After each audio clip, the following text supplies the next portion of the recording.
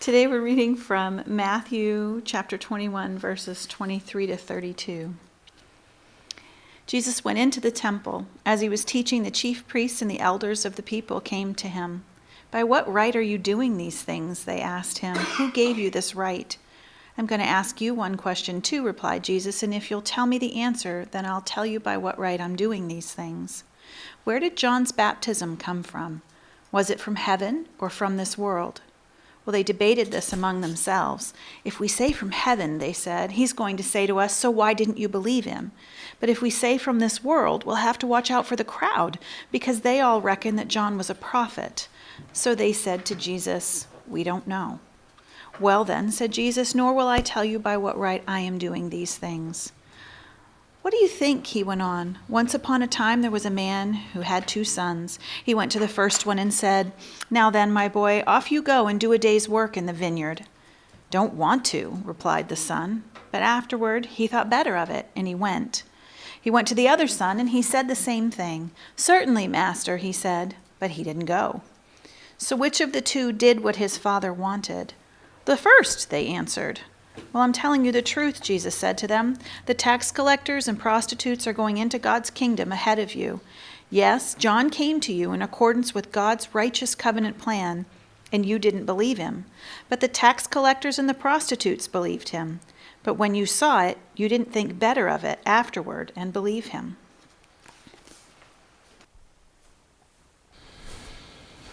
Thank you for that reading.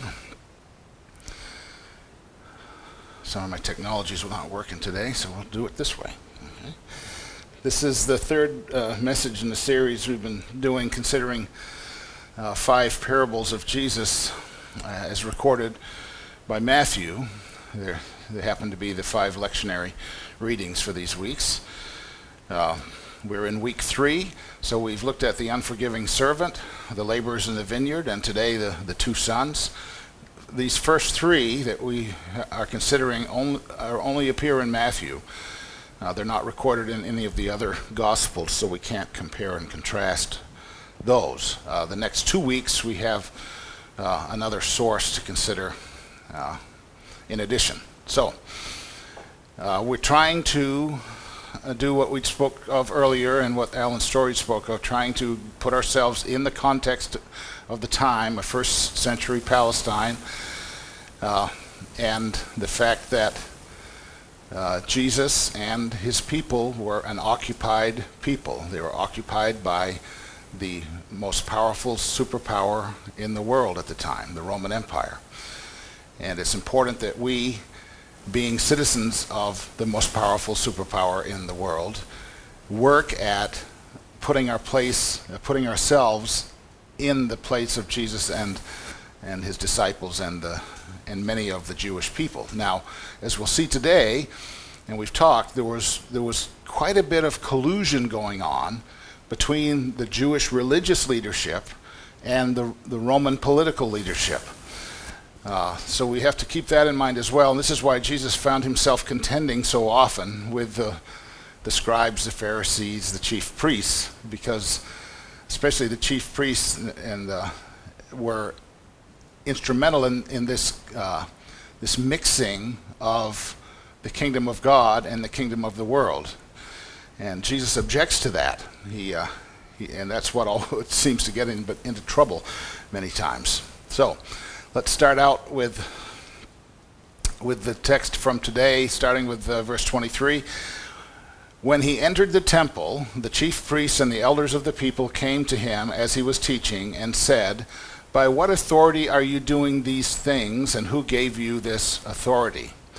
So this first verse begs the question, what things had Jesus been doing that they're questioning him about?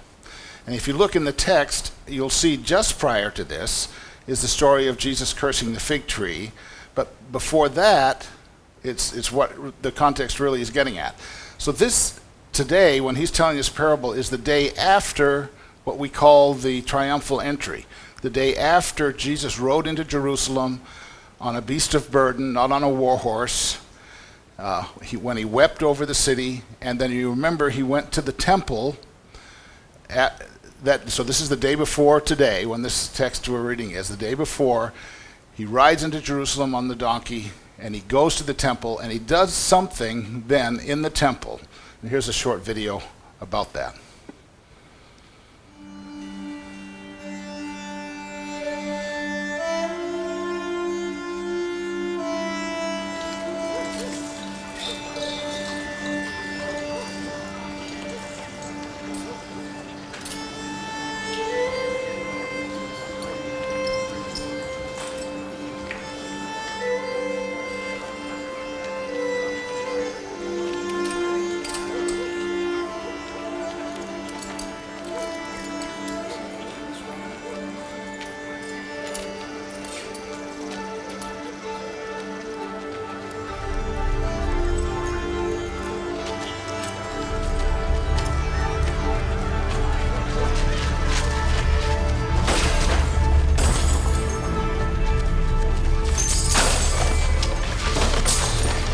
Take these things hence!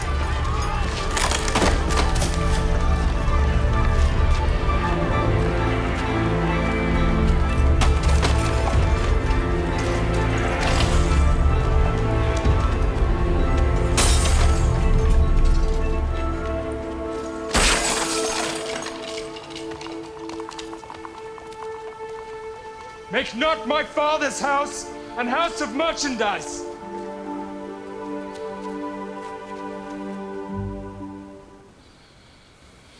So the day before this parable, the text we're considering today, this is what happened. Jesus went to the temple, completely disrupted the regular order of things. The money changers had tables set up, and as we've talked about before, Roman currency was in common use all through this region, but Roman currency wasn't allowed inside the temple. And oftentimes, Jews coming, this was the time of the Passover, which meant they had to bring a sacrificial animal. So some might have brought it from their home, either a dove or a goat or some kind of cattle, to be sacrificed at the Passover. Usually it's a lamb. The lamb was the primary thing, right? But the Jewish law made allowances for poor people that if they couldn't afford a lamb, they could buy a dove or bring a dove to offer as sacrifice. But because you couldn't do transactions like that inside the temple, there were money changers set up in the courtyard that would change Roman currency into Jewish currency, and then you could purchase your sacrificial animals with Jewish currency. This scene is commonly called the cleansing of the temple, but I think that's a misnomer. It was much more than that and much different than that. This was a protest by Jesus, an oppressed Galilean, against the ruling authorities who happened to oversee the temple. It was a protest against the entire religious political system, a system that everybody kind of accepted as just, this is the way things are, this is the way things are supposed to be. Nearly everyone just accepted the temple and what was going on there as being God's will. As being God's will. It was just, you know, those things that you just accept without questioning. That was how many people looked at this building. But Jesus comes right into the heart of that system, and with a prophetic protest, he quotes Isaiah and Jeremiah, and the video didn't have the whole quote, but here it is. My house shall be called a house of prayer, but you are making it a den of robbers. That first phrase is from one of the prophets, the other phrase is from another prophet. So Jesus puts together Isaiah and Jeremiah to express his protest about what's happening here at the temple. Jesus is fond of quoting Hosea. Remember, I desire mercy, not sacrifice. So if we keep that in mind, when he goes to the temple, and he often went there, but what did he do there? We have no record of him going there to sacrifice. We do have record of him going to teach and to heal people and to pray. So Jesus sees this sacrificial economic system as incompatible with his kingdom. So I'd rather than calling this the cleansing of the temple, I'd rather call it a temple protest. A protest made by a Galilean peasant right in the middle of the most sacred space of the powerful. Remember, it was a confluence of power between Rome and the Jewish religious leaders. So let's talk about the temple a little bit. It's important to understand that the temple had been greatly expanded under Herod the Great. Herod the Great was a wealthy Roman figure who became king. He was named king of the Jews by the Roman Empire. Herod was raised as a Jew, but he had a penchant for extravagant building projects, and he built a lot of them around this region. And he bestowed his name on those buildings. And there was an agreement between Herod the Great and the Jewish religious leaders in order for this massive building project to go forward. Here's what the agreement was. The Jews would be allowed to continue, remember they are the occupied people. Typically when Rome occupied a nation, they would outlaw the worship of other gods. They would take an idol from that, whatever that nation worshipped as a god, and they would put that idol in the Roman pantheon, not as something to be observed, but under the Caesar. So to show that god had been subdued or put under the power of the Roman Empire. They had a problem with the Jews, though, because the Jews didn't have any idols. The Ten Commandments outlawed them creating a graven image. Well, every other place that the Romans conquered, they could take that graven image and put it in the Roman pantheon as a sign of submission. They couldn't do that with the Jews. The Jews were a curious people. They worshipped a God that you couldn't see, that you couldn't touch. That's the whole point of the incarnation, that now we have a God that we can see and touch. But so they made this deal, and because Herod had some affinity, being raised a Jew, for the Jewish people, but he was definitely a wealthy Roman. He made this agreement with the Romans with the Jews in order to build this temple. The agreement was they could continue their sacrificial practices in this building, the temple, but the temple would be called Herod's temple. So the historian Josephus records that Herod was interested in perpetuating his name through building projects, that his construction programs were extensive and paid for by heavy taxes, but that his masterpiece was the Temple of Jerusalem. So the temple was a complicated space. The Jews practiced their religion there, but it was built as the namesake of Herod, the Roman client king of Judea. In other words, the temple epitomized the confluence of religion and empire, or church and state, we'd say today. The temple stood as a massive testament to a cooperation between violent Roman power and sacrificial religion. So it was all of that Jesus came to protest the day before our text today.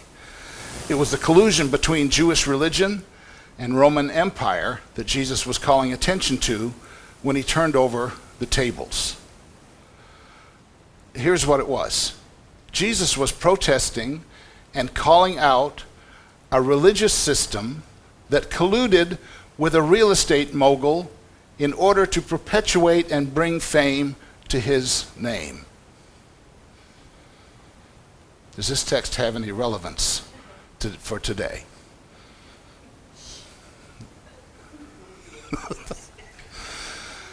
What is really ironic is this. Herod the Great had died soon after Jesus was born. Herod Agrippa was the Herod that was alive when Jesus was alive. So Herod the Great had died just after Jesus was born, but one of the last things Herod the Great did was to order the massacre of all of the innocent young infant boys around Bethlehem when he had heard about Jesus, the King of the Jews, being built, because he had the title King of the Jews. But now Herod is dead, and Jesus comes to the temple that bears Herod's name, the temple that Herod and the religious leaders thought would stand forever. And now the one Herod tried desperately to silence comes protesting this whole thing. These are the things that the chief priests and elders are referring to when they ask Jesus, by what authority are you doing these things? And who gave you this authority? See the importance of context. So the protest that Jesus enacted in the temple was a direct challenge to the religious political powers that be. He was speaking truth to power. The protest at the temple by the one who was supposed to be dead because Herod might have assumed that he killed him 30 years ago. But he wasn't dead, was very disconcerting to these ruling authorities. So they ask, by whose authority do you do these things? This is always the question that is asked by those in power when their ways of governing are called into question. By whose authority do you do this? By whose authority do you make this protest? Because they are the authorities. They make the rules. They make the laws. Paul called these authorities principalities and powers. So whenever those rules and laws that are enacted by the principalities and powers are protested against, somebody in the ruling authority has to stand up to that. They have to push back. And that's what these religious leaders came to do with Jesus. And then Jesus said to them, I will also ask you one question. So they'd ask him, by whose authority do you do this? Jesus says, I will also ask you one question. If you tell me the answer, then I will also tell you by what authority I do these things. This reminds me of Monty Python. Answer me these questions 3. And then verse 25, here's the question. Did the baptism of John come from heaven, or was it of human origin? So Jesus, as he often did, answers a question with a question, but he makes a deal with them through this question. He's kind of toying with them, and he makes them this deal. But this question puts the chief priests and the elders in a bind. They argued with one another. If we say, from heaven, he will say to us, why then did you not believe him? But if we say, of human origin, we are afraid of the crowd, for all regard John as a prophet. So these rulers who Jesus the day before protested against and uncovered their collusion with empire in the process, now are challenging Jesus about by whose authority he makes this protest. There's too much at stake for them to allow Jesus to continue stirring up trouble with these challenges to their authority. But the question puts them in this bind. There's no good answer. Either they will reveal that they didn't believe John the Baptist was from God, or they fear the crowd will turn against them. Oh, the vagaries of politics. You always have to keep the crowd in mind. You always have to keep the crowd pleased. That's why we're fixated with polling data, right? That's why leaders are always checking the polls, because they've got to fall on the side of the majority to stay in power. And this is exactly what's happening here. These Jewish leaders who had colluded and entered into agreement with Rome have to keep an eye on the crowd. Whoever said that Jesus wasn't political? Jesus knew how to work the levers of politics pretty well. Thank you very much, I think. So they answered Jesus, we do not know. Or, in today's language, no comment.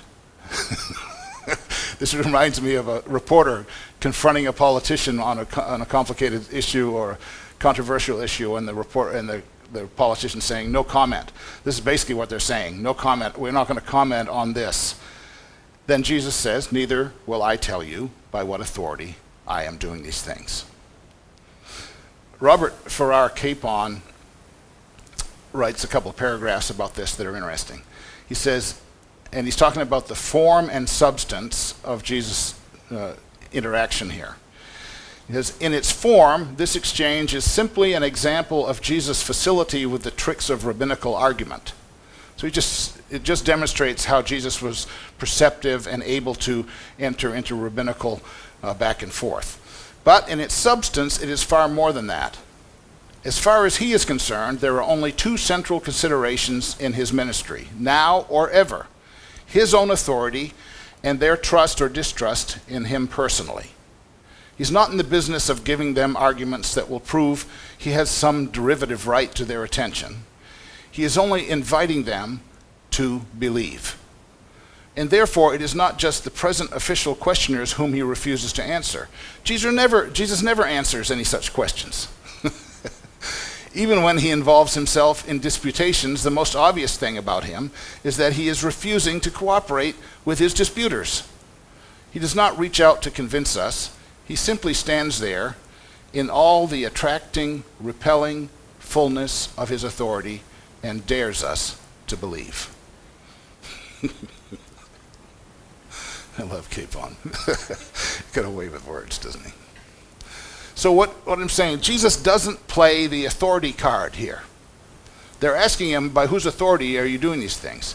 He doesn't stand up and say, by God the Father's authority. He doesn't even play that game. He doesn't go there. He doesn't enter into that debate.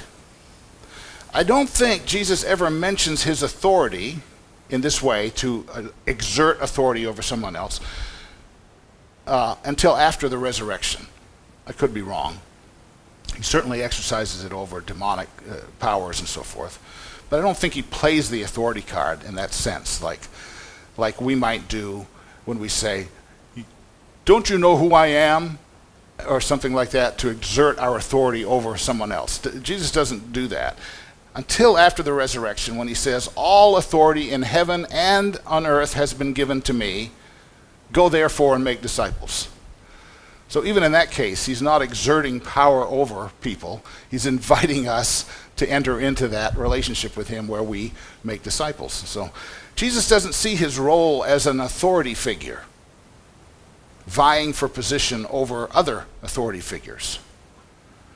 So then he begins the parable. So this is all preface to the short parable of the two sons. And here's the parable. What do you think? A man had two sons. He went to the first and said, son, go and work in the vineyard today.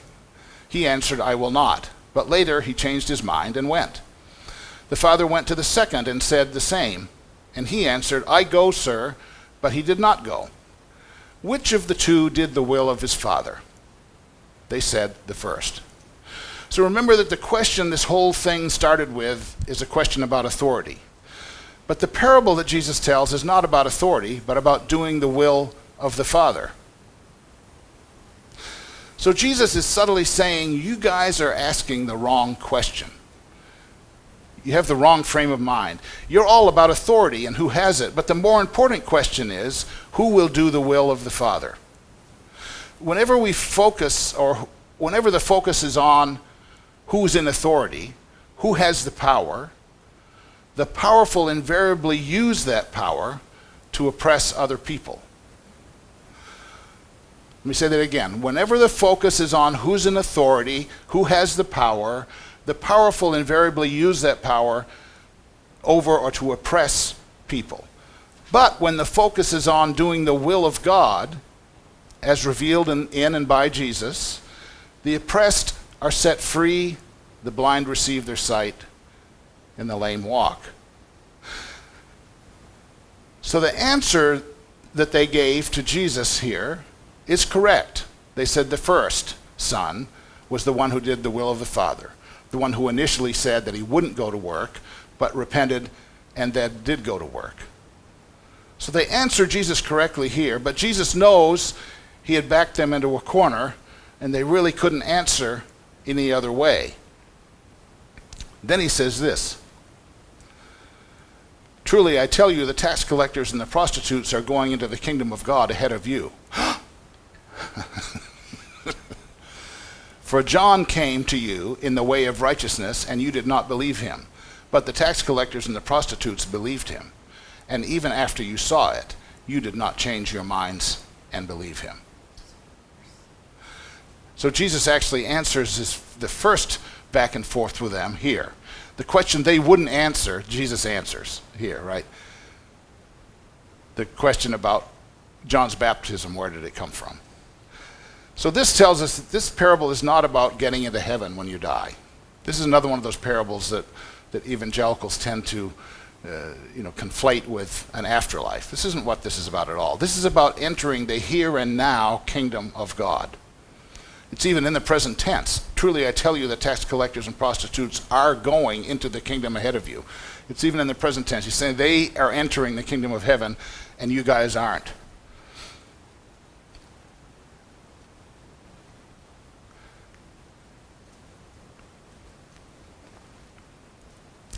John's baptism, in other words, was from heaven.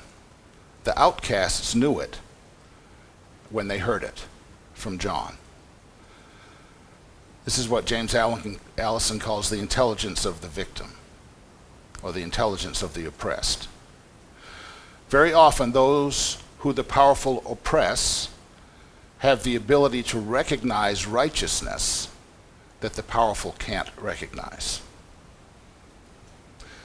So Jesus in the temple was the voice of the oppressed, crying out in protest against the idolatrous collusion of religion and empire. His protest was not a violent one. Much of the artwork of this incident depicts Jesus whipping the money changers, but none of the gospel accounts say that Jesus harmed anyone. Only John's account even mentions a whip. And N.T. Wright's translation is a good one, I think, of that. It says, he made a whip of cords and drove them all out of the temple, sheep, cows, and all. He spilled the money changers' coins onto the ground and knocked over their tables. So the inference in John's telling of the temple incident is that he drove out the animals with the whip, and he spilled the money changers' tables over. So this was not a violent protest. It was political theater, though. It was a prophetic protest. This temple, which was meant to stand in perpetual honor and remembrance of a real estate mogul turned politician, would survive only 40 more years. Then the deal that Herod made with the religious leaders would sustain it no longer. We know that story in AD 70. The city was destroyed. Not because the Romans had a particular bloodlust against them. It was because the Jews kept pushing back and kept trying to violently overthrow the Romans, which Jesus warned them about. Don't do that. It won't end well if you do. And it didn't. So the prophet from Galilee here was doing what prophets have always done. They go into places where authority is considered the supreme virtue and question it. Often effective protests like this one don't contain many words, or any words at all. Their actions alone are enough to throw the entire system into chaos. Protests like Jesus did in the temple always confront us with a question. They always confront us with a choice. This was the question. For John came to you in the way of righteousness, and you did not believe him. But the tax collectors and the prostitutes believed him. And even after you saw it, you did not change your minds and believe him. So the question addressed here to the principalities and powers, the powers that be, is it's not who has the authority, it is who do you believe in. The question is not who has the authority, but who do you believe in. This is really hard for us in a superpower to get our heads around, because we want to be a law-abiding citizens. We want to obey the authorities. Paul even instructs us to do that, but you have to remember that Paul only took that in practice so far. The Roman government killed Paul, remember, for his protest. So, yes, we are to try to live peacefully within the society we're placed in, but that doesn't mean that we don't point out when that system is unjust.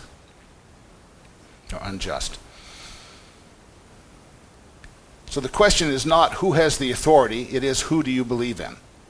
Do you believe in a God of power and authority, a power over kind of God, or do you believe in a power under kind of God, a God who empowers those the powerful have disempowered? What were the few words Jesus said in his temple protest? They were, my house shall be called a house of prayer, but you are making it a den of robbers. Will we believe in the political religious establishment that demands we stand in submission, or will we believe in a God who protests against the powerful and kneels to pray with those the powerful oppress?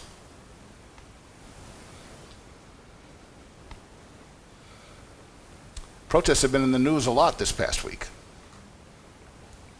I think think this is an interesting confluence of this text being in the lectionary at this particular time in our history. So what do you guys have to say on it?